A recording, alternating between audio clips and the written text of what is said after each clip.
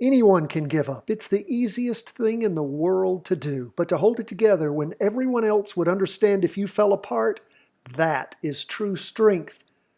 Miyamoto Musashi. He, of course, is the Japanese sword master.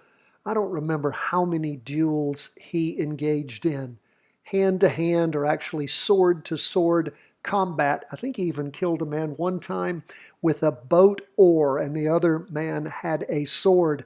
But an amazing individual, not only in his swordsmanship, but also in his artistry. And very fascinating story, but he is a man who refused to give up and who concentrated on making things as simple as he possibly could, and at the same time mastering. And how does that happen? Well, it happens for us with everyday practice. 10 to 15 minutes a day, that is all we ask here at chartingwealth.com. You want to master these markets, become a master of technical analysis, what we call charting. You do it every day, 10 to 15 minutes. You would be amazed at what that commitment does over time. You will get better and better and better. Another quote from Musashi is about things being hard at first. He talks about that. Of course, everything is hard at first. So stay with us. Work every day to show yourself approved. You will get this down. We have a special training for our subscribers. Fundamental analysis is fine, but don't be a dumb buyer. We believe in fundamental analysis, but also technical analysis. Why? Because you can be buying something that is worth buying, but you don't want to pay more than you have to. You don't want to pay when it goes on sale the next day or if it's getting ready to go on sale. By the way, Patreon supporters, going out as soon as I finish this program, get it uploaded, are going to be your weekly vertical crossovers for the week on the S&P 500. We have identified 12 going up, 8 going down. We always endeavor to send you 20 a week. And Patreon members, don't forget the live question and answer call-in session is next Wednesday, the first Wednesday in August, 12:30 Eastern Daylight Time. We'll be sending you out the emails for the contact information. If you're not a Patreon supporter and want to help us, then by all means, become one. I still have a few slots left. If for some reason there aren't any slots left, let me know, and I will see what we can do to provide you with one. But I do limit those, although I have been culling the list a little bit lately. So let me know, but go ahead, check that out. If you don't have the book and want to supercharge your training, by all means, get that. And I encourage you, if you're not filling out a daily market worksheet every day, the weekly market worksheet on Fridays or over the weekend, please at least start tomorrow. At the close of the market, we'll do the weekly review and forecast. Print out the worksheets there in the show notes. Every day the PDFs are there. Print out the weekly market worksheet and at least fill it out to start. That is the quickest way to truly start revolutionizing your understanding and your training. Let's jump into these charts. We see everything up for the day except 20-year bonds. Now again, nothing's going through the roof today except gold is up quite nicely, 1.11%.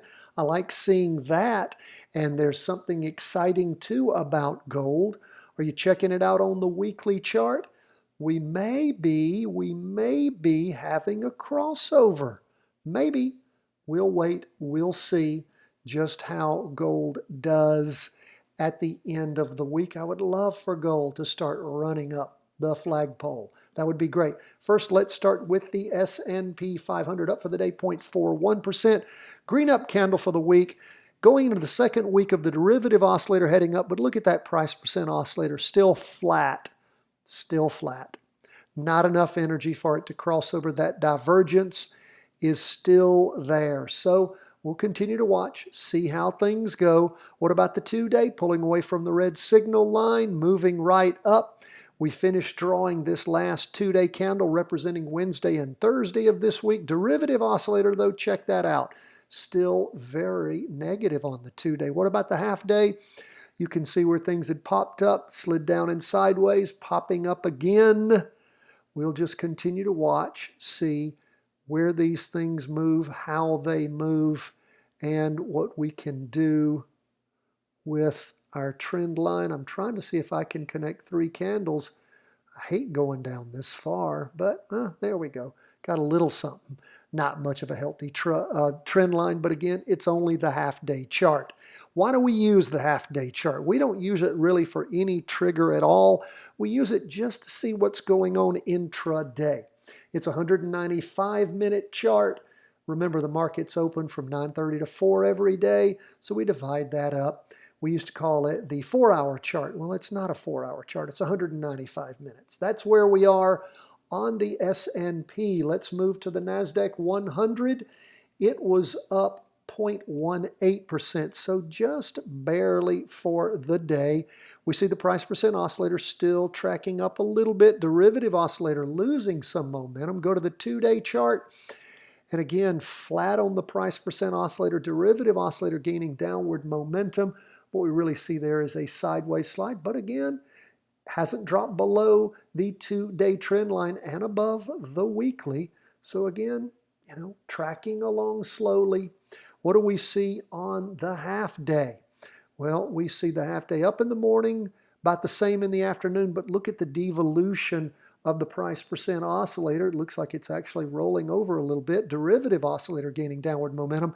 That's really coming from that strong down movement we saw in the morning and afternoon on Tuesday, and not much of a recovery. So we have those oscillations still making their way through these charts and through the derivative oscillator and the price percent oscillator. So just watch that. Pay attention to it. Be aware of it. Put it in your notes. Again, the reason I mention these things is so you note them down and you think about them, percolate on them, and then see how they apply. This is why we tell you for the ETFs and stocks you're interested in, along with what we cover every day to give you an idea as to how to think about these things. That's the kind of stuff you ought to be noting in your notes, in your trader's workbook, your trader's journal, whatever you want to call it. Taking notes, learning, understanding, and putting it to use. That's how you become market wise. Let's move on to 20-year bonds down for the day, 0.55%. We have a weak forming up, a red open box candle, actually smaller than the one we saw last time. Now remember, that was back on the week ending the 25th of June. Red open box candles are not red down candles. Solid red candles are strong down movement. Red open box candles are warning candles to us. They're telling us that the movement has slowed so significantly that it's gone from a green box to a red box. Derivative oscillators dropped off. Price percent oscillator still heading up. Price is above that weekly trend line. What about the 2-day? That's where we see that sideways slide after things popped up so nice on Wednesday, the 21st, on this 2-day candle. That represented Tuesday the 20th, Wednesday the 21st. 2-day candles, of course, represent 2 market days. That can vary. It's not always Tuesday, Wednesday, or Monday, Tuesday. It switches off. What we saw happening, of course, this latest one that just finished forming, red spinning top, is the Wednesday, Thursday of this week, and price is still above the 2-day trend line. Price percent oscillator still positive, but heading down. Derivative oscillators flipped over negative. So we've told you, if you jumped into the 2-day recross, it has been very good to us. Continue to watch and monitor what's going on. There is some weakness here. And again, not telling you have to jump out. Some of you may have cashed out when things really popped up high. Some of you may have cashed out way back. Anywhere in here is fine. But again, hope that you're noting why you're in or why you're out and have good reasons for the actions you take. That's all we ask. Let's move from the 2-day to the half-day. Half-day has been negative for quite a while. It has devolved through the 2-day trend line, continues to move down, and we will just continue to keep an eye on the half-day chart and see where it leads us. The price percent oscillator heading down, derivative oscillator had been losing downward momentum, gained a little bit at the end of the day, but we will continue to watch and see, particularly this 2-day candle when it comes to 20-year bonds. Let's move on to gold. I'm excited about gold. Maybe we're going to send out the text alert. Maybe we're going to have a weekly vertical crossover going up by the end of the day on Friday. So pay attention. Be careful. Now, there are some concerns we have about it. Why? The derivative oscillator is still quite negative. It is losing downward momentum. But if we do have a crossover on Friday, I don't think we're going to have the derivative oscillator. I don't think it can lose that much energy and flip over unless there's some insane day on Friday, which we don't expect typically when it comes to gold. But we will be paying attention to that.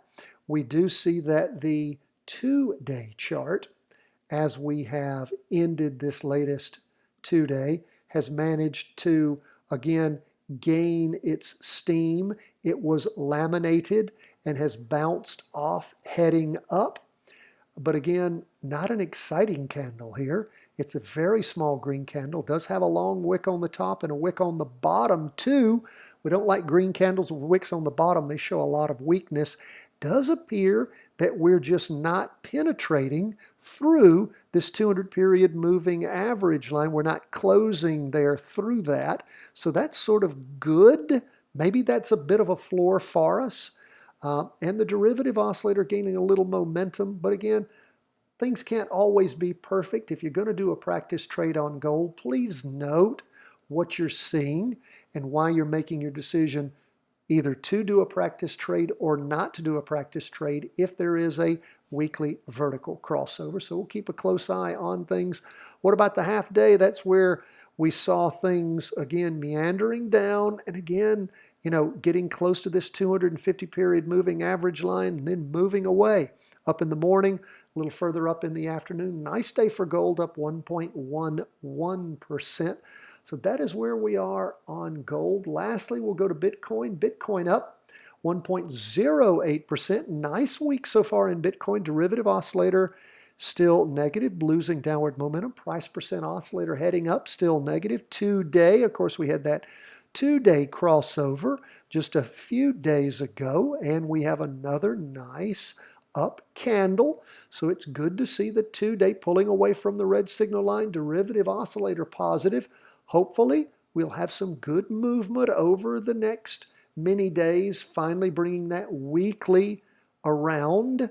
But it's nice to see the 2-day gaining a little bit of momentum. Look at this half day, and we can see where the half day since about the 21st started gaining, then really jammed up on Monday the 26th, sideways on Tuesday, up Wednesday and Thursday. So again, waiting to see how long this 2-day is going to continue, if it's going to be enough power to rotate over at some point in the next week or two, maybe even a weekly vertical crossover going up. That's what we're looking for. God bless, my friends. All the best from the whole team at Charting Wealth World Headquarters.